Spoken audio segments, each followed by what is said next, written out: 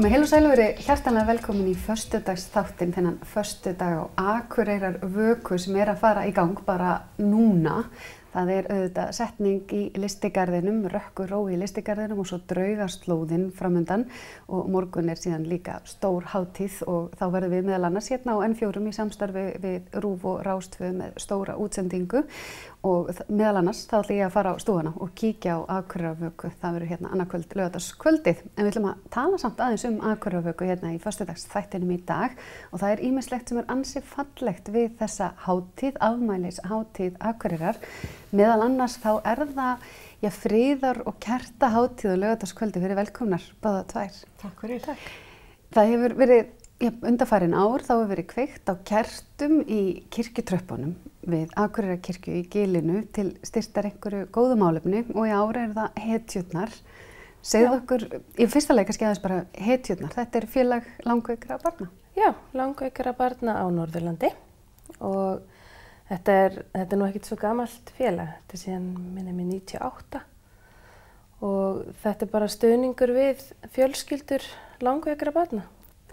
Og þið ætlaði að vera í ár, hvernig fer þetta fram? Þið verðið að selja kerti í Gilinu? Já, við byrjum að selja kertin klukkan 1 á morgun, laugardaginn og þú getur komið og keypt hjá okkur kertin og getur skilið eftir hjá okkur og við komum þeim svo upp í kirkjutröppurnar þegar allt það byrjar og í rauninni byrjum við í göngugötunni að selja og svo færum við okkur upp í Gilið kvöldið og seljum þar.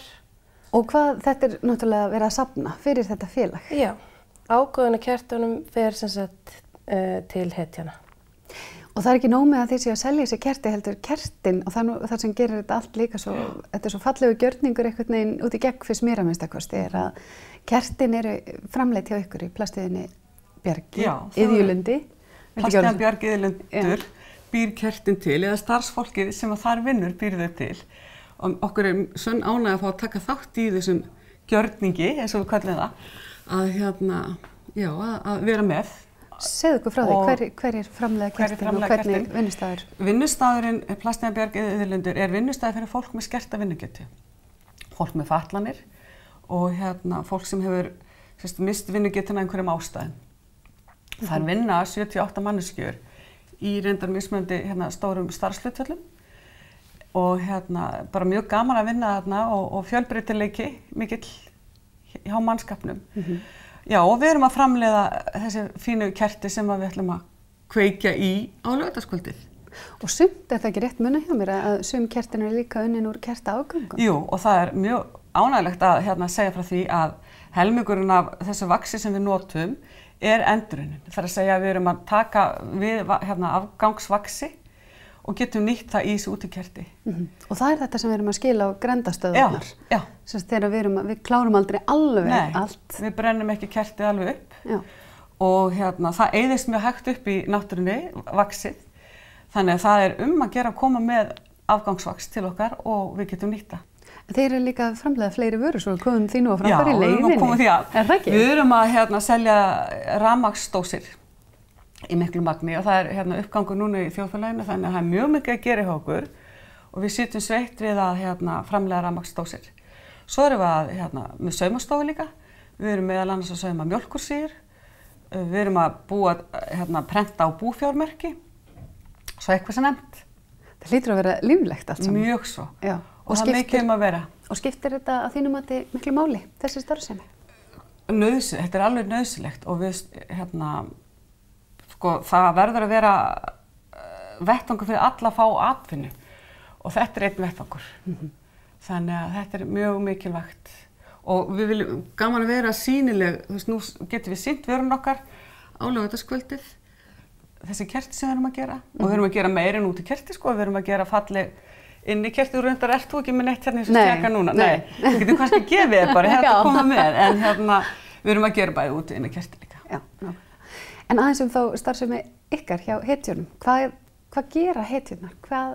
Hvers konar félagskapur þetta? Hvað hafið þið verið að gera undanförnu og hvað langar ykkur að gera í framhaldinu?